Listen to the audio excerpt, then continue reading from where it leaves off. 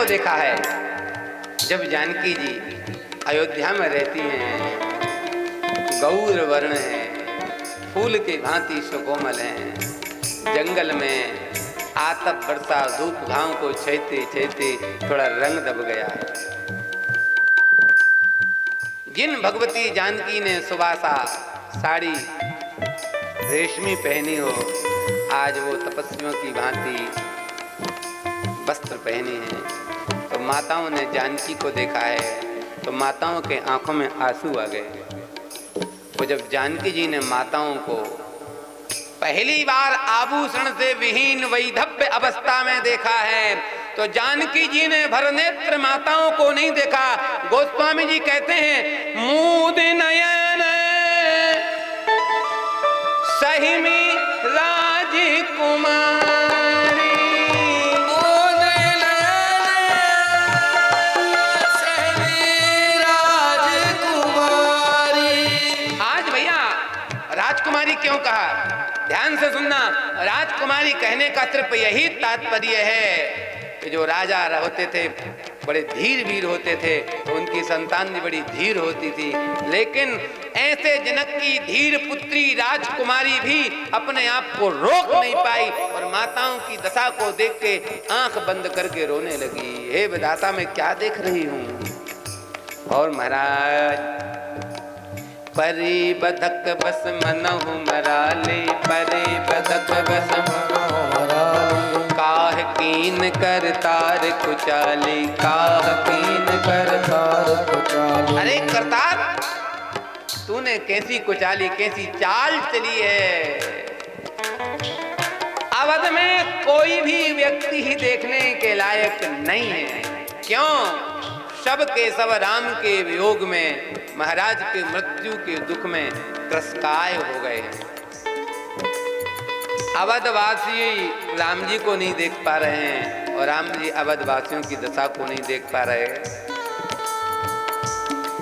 एक दूसरे से मिलते मिलाते पूरी रात हो गई है। रात बीती है। वहां महाराज जनक को पता चला है दामाद जी का वनगमन हो गया, समधी जी पधार गए हैं। क्या करें? ऐसे दुख में सम्मिलित होना चाहिए। अयोध्या पहुंचे, पता चला है अयोध्या से सब लोग राम जी को मनाने चित्रकूट गए हैं। सुनैना जी साथ में हैं। जनक जी ने सोचा, जब सबके सब लोग गए तो खाली हाथ नहीं जाना चाहिए, वहां व्यवस्था तो होगी नहीं, चलो कुछ खाने पीने का सामान लेके जाऊं। पर दो दूत भेज दिए, जाके खबर दो मैं भी आ रहा हूं। और महाराज दूत पहुंचे हैं। दूतों ने कहा है, महाराज के जीवन की जय हो, जनकपुर से महाराज पधारने वाले हैं। अब तो महाराज सब माताओं को थोड़ा धैर्य बंधा है। क्यों? महाराज जनक आ रहे हैं। सारा दिन बीत गया। दूसरी रात्रि, तीसरी रात्रि में महाराज जनक पहुंचे हैं। और भैया सच बताऊं, आज विदा करने के बाद पहली बार जनक जी ने जानकी जी को देखा है। किस अवस्था में विदा किया था और आज किस अवस्था में देख रहे हैं। जैसे ही देखा है तो जनक जी कहते हैं, पुत्री पवित्र किए कुल को,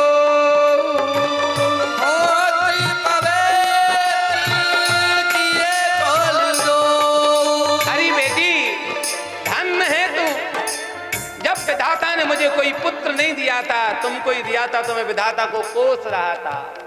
पर आज ज्ञान हुआ, अगर मेरे यहाँ बेटा होता तो मेरे कुल को पवित्र करता। और धन्य है, तूने तो मेरी कोख को भी धन्य कर दिया, मेरे निमि वंश को पवित्र कर दिया और सूर्य वंश दोनों को पवित्र कर दिया। भैया निवेदन करूं,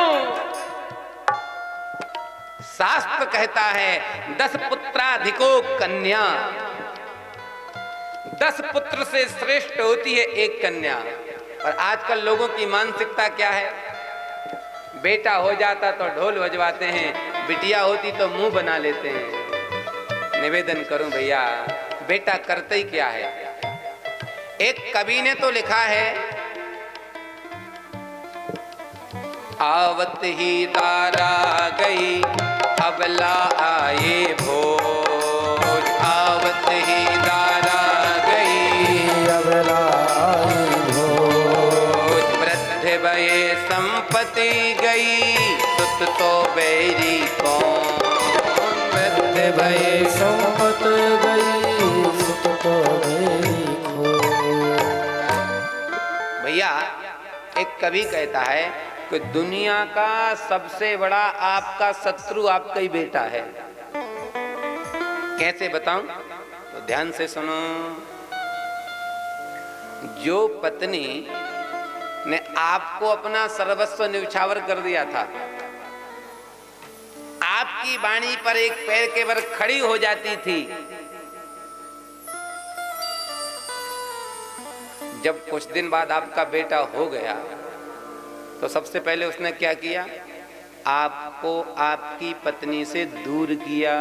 आवत ही दारा गई।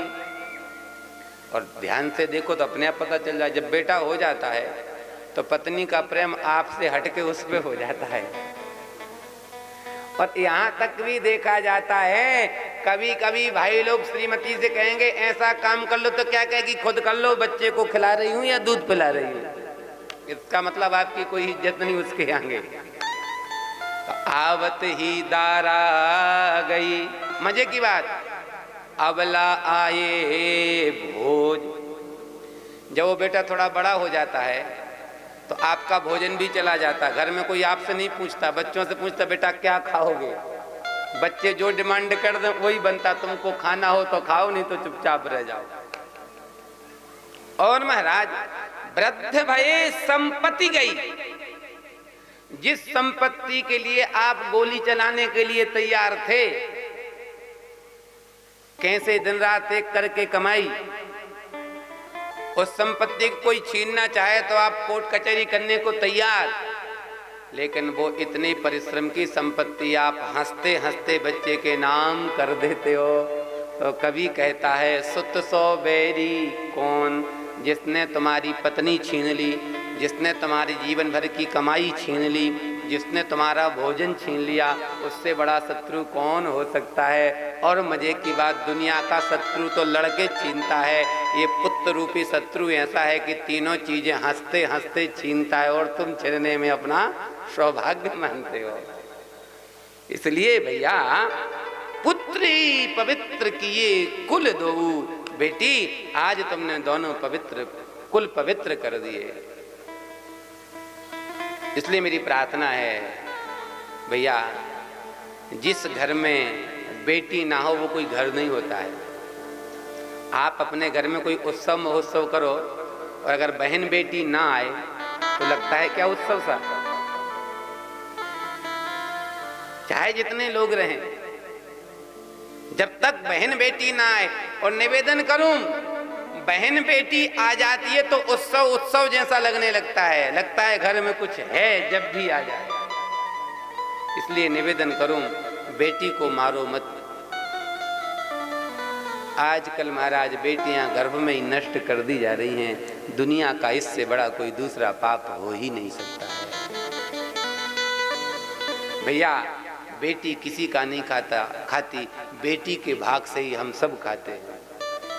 वो भाग्यशाली हैं जिनको भगवान ने बेटियां दी हैं। जिस ऐसा लिखा है शास्त्रों में, मन से नहीं बोल रहा हूं, जिस आंगन में बेटी किलकारी लेती है, खुशी पूर्वक खेलती है, नाचती है, खुश रहती है, उस आंगन में देवताओं का वास होता है। और जिस घर में बेटी नहीं होती है उस घर का पूजा पाठ देवता स्वीकार भी नहीं करते।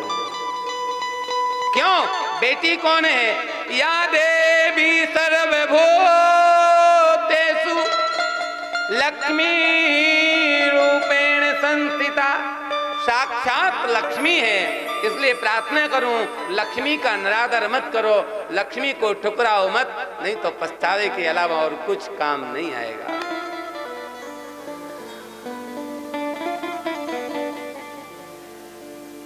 स्थिति ये बन गई है कि बेटा सब चाहते, बेटी कोई नहीं चाहता। तो आज स्थिति ये बन गई कि सबके बेटा घूम रहे, ब्याह नहीं हो रहा, ऐसे ही घूम रहे हैं।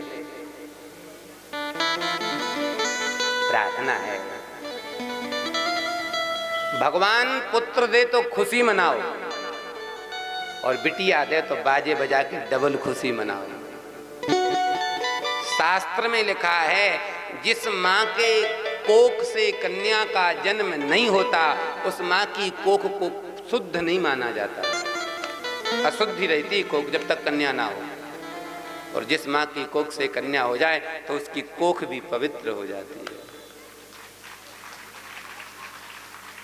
हमारे यहाँ शास्त्र कहता है नारी का सम्मान करो, वाणी से नहीं हृदय से, क्रिया से। बोलो भक्त वत्सल भगवान की जय। पुत्री पवित्र किए कुल दो, पुत्र पवित्र किए कुल दो। धन्य है बेटा, तूने हमारे निमि वंश को और सूर्य वंश दोनों कुलों को तूने पवित्र कर दिया है। और महाराज आज सुनैना मैया से मिली हैं जानकी जी। सुनैना मैया से मिलने के बाद थोड़ी देर में कहती माँ आप आज्ञा दो, अब मुझे जाना चाहिए। क्या हुआ बेटी? समय हो गया है मेरी माँ का, से मेरी माँ की सेवा का। जनक जी ने कहा जानकी तुम्हारी माँ तो ये है। तो जानकी कहती पिताजी माफ करना, मेरी माँ सुनैना थी अब नहीं है। माता हो, जब पिता आपका कन्यादान कर दें तो उस दिन से यहाँ आपका जन्म हुआ है उस घर को पराया मान लेना चाहिए। पर क्या करें, माता मानने को तैयार होती नहीं, सोई खटपट शुरू हो जाती है। धन्य है जानकी जी अपनी माँ से कह रही हैं माँ जब तक कन्यादान नहीं हुआ था तब तक मेरी आप माँ थी, अब मेरा कन्यादान हो गया है। एक बात बताओ, जो बस्ती दी जाए तो जिसको दे देते उसकी हो जाती कि देने वाले का अधिकार रहता है। अब ये कोई वस्त्र आपने मुझे दे दिया ना, अब मैं इसको चाहे माथे में बांधूं, चाहे गले में डालूं, चाहे कमर में लपेटूं, वो मेरी मर्जी। आपका कोई अधिकार है? आप कहो महाराज सुनो हमने दिया है तुमको गमछा, गिरी बना के बैग में रखो, लपेटो मत, तो लोग आपको बुद्धिमान कहेंगे कि मूर्ख कहेंगे? मूर्ख कहेंगे। तो ध्यान से सुनना, कन्यादान करने के बाद कन्या के जीवन में आपने इंटरफेयर किया तो आपसे बड़ा दुनिया का कोई मूर्ख होगा नहीं। आज घर क्यों टूट रहे हैं? मेन कारण यह है मायके वाले इंटरफेयर करते हैं बीच में, आपका अधिकार ही नहीं बनता है। अगर अपना अधिकार समझते हो तो फिर विवाह ही मत करो कन्या का। भैया निवेदन करूं, आप सोचो कि हम नहीं कहेंगे तो हमारी बेटी सुखी रहे, दुखी रहेगी। भैया आपकी छोड़ो, जो प्रारब्ध में लिखा है उसको स्वयं परमात्मा नहीं बदल सकता। ध्यान से सुनना, जानकी जी बेटी किसकी है? महाराज जनक की। तो जनक जी ने जब जानकी का कन्यादान किया था तो जैसा घर जनक जी ने देखा था वैसा घर आप नहीं देख सकते हो। अयोध्या के जैसा वैभव मिलेगा किसी कन्या को, और लड़के के रूप में राम के जैसा मिलेगा क्या? पर ध्यान से सुनना, पति साक्षात राम, ससुर महाराज दशरथ, जिसके लिए इंद्र भी आधा सिंहासन खाली कर देता है, ससुराल भी अयोध्या, लेकिन भाग्य में लिखा क्या है? वन। कोई भाग्य को टाल नहीं सकता है, कर्म की रेखा को टारे ना टरे। इसलिए बेटी दुखी है तो उसका भाग्य, उसका प्रारब्ध है, उसका लक है। आप बीच में कूद के उसका भाग्य और खराब कर रहे हो, और खुद का। मैंने ऐसे कैसे कितने घर देखे हैं, जब बिटिया गई तो करोड़ों की संपत्ति थी, पहुंच गई तो रोड पे आ गए। पहले रोड पर घूमते थे, साइकिल चलाते थे, जब से बिटिया गई तो महाराज शकल बदल गई, मकान बदल गया, गाड़ी बदल गई, स्थिति बदल गई। हर कन्या अपने भाग्य से, प्रारब्ध से, आप बिल्कुल इंटरफेयर मत करो। मेरा धर्म था, मैंने निर्वाह कर दिया। बिटिया प्रेम से या रह जब तक मन करे। माताओं, जब पीहर जाओ तो ऐसे जाना चाहिए जैसे कोई यहाँ से वृंदावन जाता है तो मथुरा की टिकट कराता है। जब ट्रेन में बैठता है तो जैसी मथुरा आता है तो आप उस सीट को भी उखाड़ते हो क्या? अरे हमने रिजर्वेशन कराया, पैसा दिया, कहते हो क्या? खुशी खुशी छोड़ते कि नहीं छोड़ते? अब कोई कहे अरे भैया 500 रुपया 1000 रुपया खर्चा किया है, काय को छोड़ रहे, आपकी सीट है, थोड़ा और रुको। लोग कहेंगे कैसा पागल है? अरे भैया पागल हम नहीं, तुम 1000 रुपया तुमने खर्च की, अपनी सीट छोड़ के जा रहे हो। तो उसके समझाने पे आप समझोगे क्या? उसकी मानोगे क्या? अगर मान के चलो कोई जबरदस्ती आपको बिठाए कि आपकी सीट है बैठो, आप जबरदस्ती छोड़ोगे, जबरदस्ती कूदोगे। तो भैया विवाह के बाद अपने मायके को सिर्फ अपनी यात्रा की सीट समझना चाहिए। आपके जीवन में कभी कलह हो ही नहीं सकता।